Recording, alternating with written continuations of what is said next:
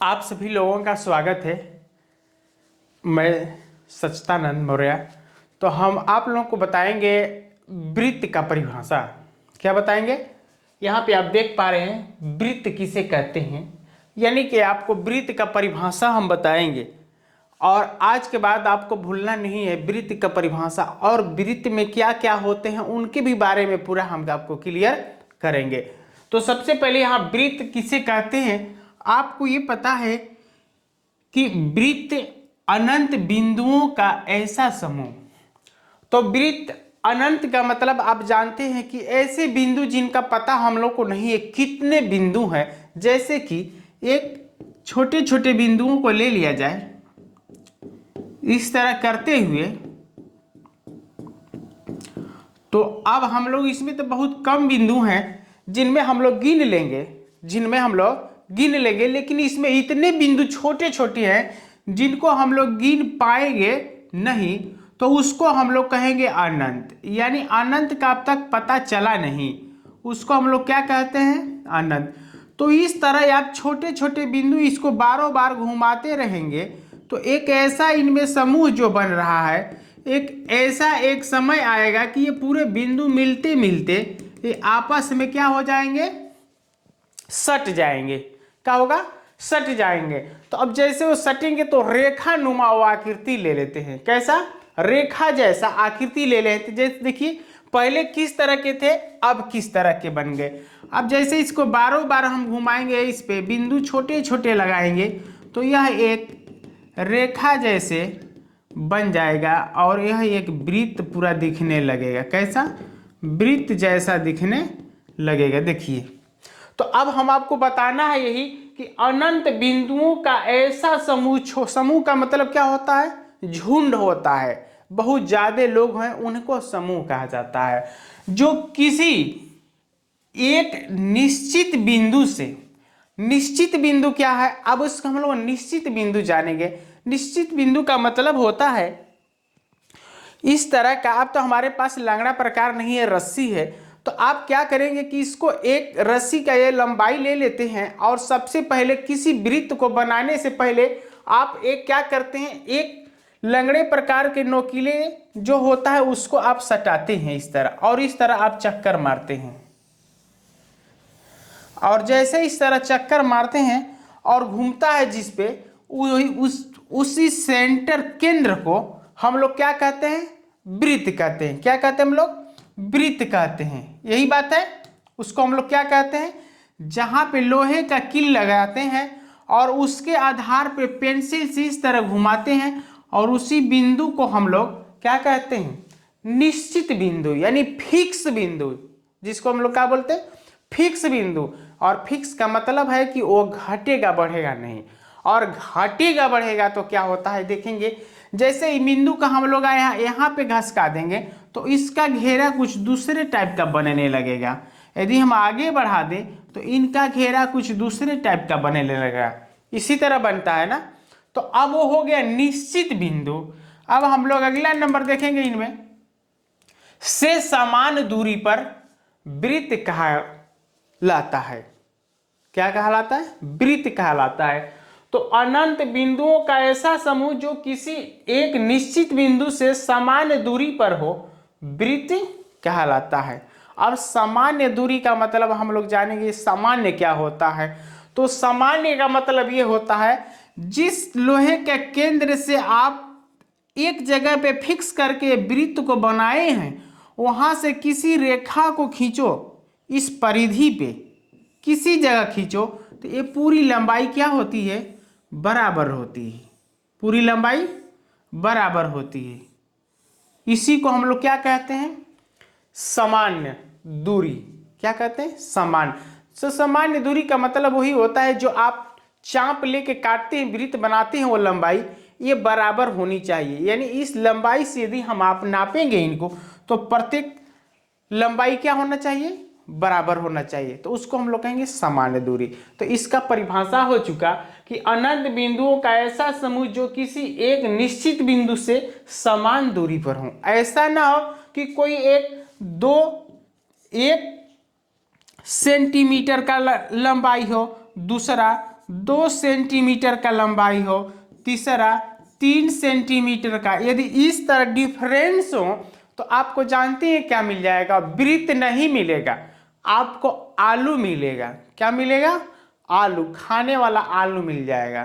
Clear है? इसका मतलब ये है कि यदि पूरी लंबाई बराबर ना हो तो वो वृत्त नहीं, इसका फिगर ऐसे बन सकता है, ऐसे बन सकता है। किसी का कम बनेगा, किसी का ज़्यादा बनेगा, किसी का इससे कम, किसी का और कम, तो ऐसा आलू जैसा बन जाएगा, तो वो वृत्त होगा नहीं। तो वृत्त का प्रत्येक क्या लंबाई जो यहाँ केंद्र से खींचते हैं, इस पे परिधि पे रेखा खींचते हैं, सब बराबर होती हैं, और परिधि पे जो रेखा खींचा जाता है उसी को हम लोग त्रिज्या कहते हैं। देखिए उसको हम लोग क्या कहते हैं? त्रिज्या कहते हैं। तो त्रिज्या के बारे में देखिए एक बार।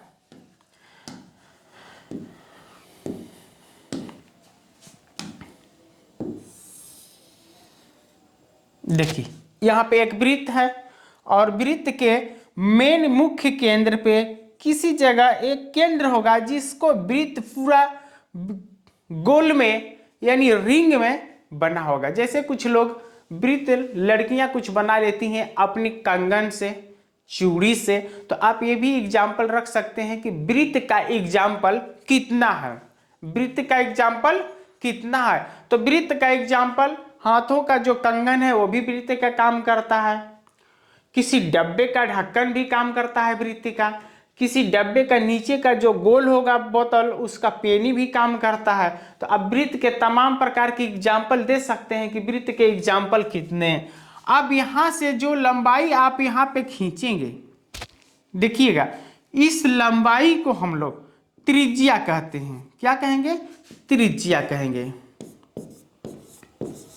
इस लंबाई को हम लोग त्रिज्या, और त्रिज्या को इंग्लिश में हम लोग आर से दर्शाते हैं। इसलिए आर से कि रेडियस का पहला अक्षर आर होता है, इसलिए हम लोग कैपिटल आर हो या स्मॉल आर से हम लोग रेडियस को दर्शाते हैं।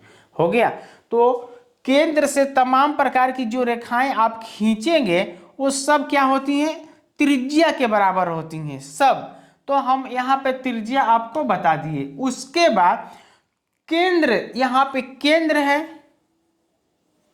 केंद्र से होकर जाने वाली रेखा, आप देखिए यहाँ पे जैसे यहाँ से हम मिला दिए तो ये आर के बराबर हुआ, और यहाँ केंद्र से आप यहाँ पे परिधि पे मिला दिए तो वो भी आर के बराबर हुआ। तो दोनों क्या हुआ?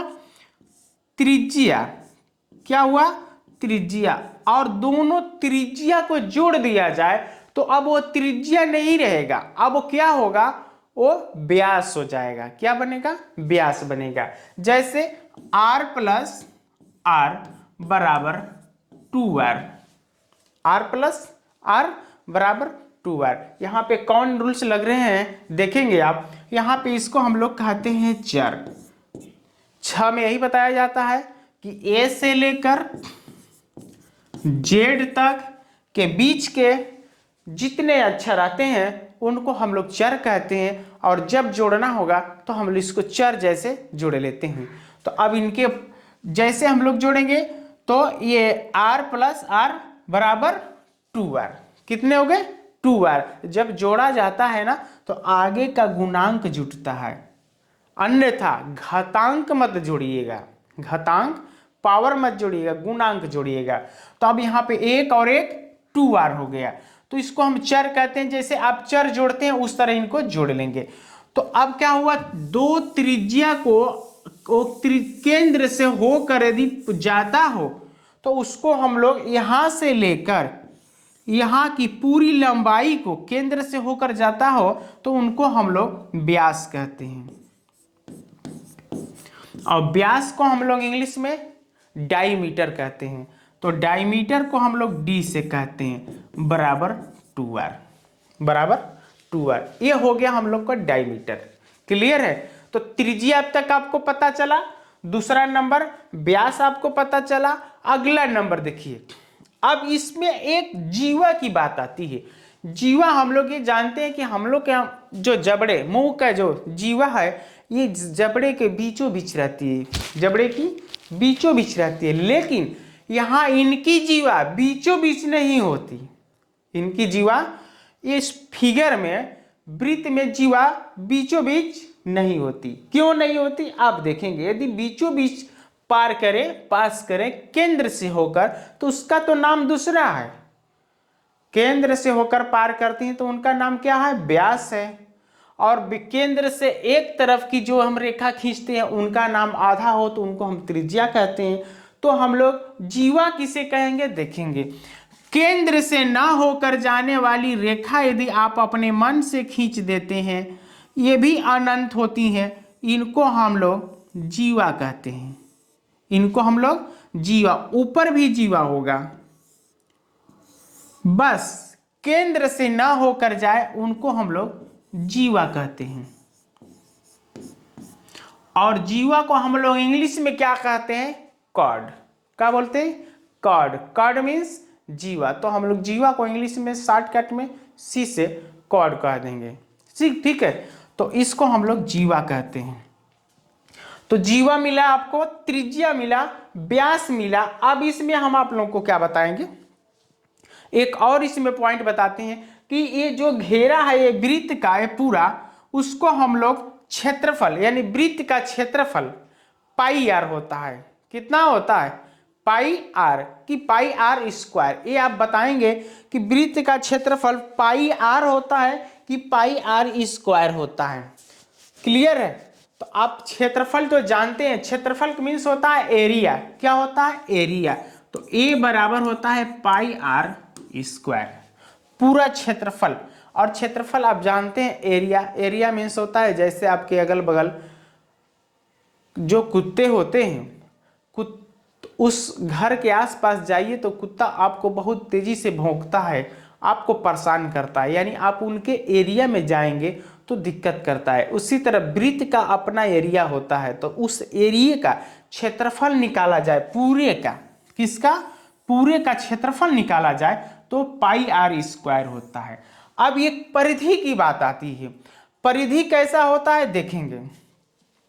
परिधि का मतलब इस वृत्त को एक जगह से चलना प्रारंभ करें यहां से, और यहां से चलते चलते उसी जगह पे पहुंच जाए, इस पॉइंट पे पहुंच जाए, उसको परिधि होता है। और परिधि को हम लोग क्या बोलते हैं, सी से। क्या बोलते हैं, सी से। तो सी से हम लोग इसको कहते हैं इसलिए कि परिधि को हम लोग क्या बोलते हैं, इसका शॉर्टकट सी। तो इनका होता है 2 पाई आर। 2 pi are. तो हम लोग किसका निकाल दिए, सी का 2 पाई आर। और हम क्षेत्रफल निकाल लिए, सरकमफ्रेंस निकाल लिए, और उसके बाद व्यास, त्रिज्या, जीवा। और इतना आपको समझ में आया तो एक लाइक कर दीजिए ताकि हमारा हौसला बने और आगे हम आपके पास पहुंचते रहें सवाल लेकर। और इस तरह का सवाल बारों बार चाहिए तो एक लाइक भी कर दीजिए, और बारों बार चाहिए तो सब्सक्राइब कर दीजिए ताकि और वीडियो आपके पास जाए।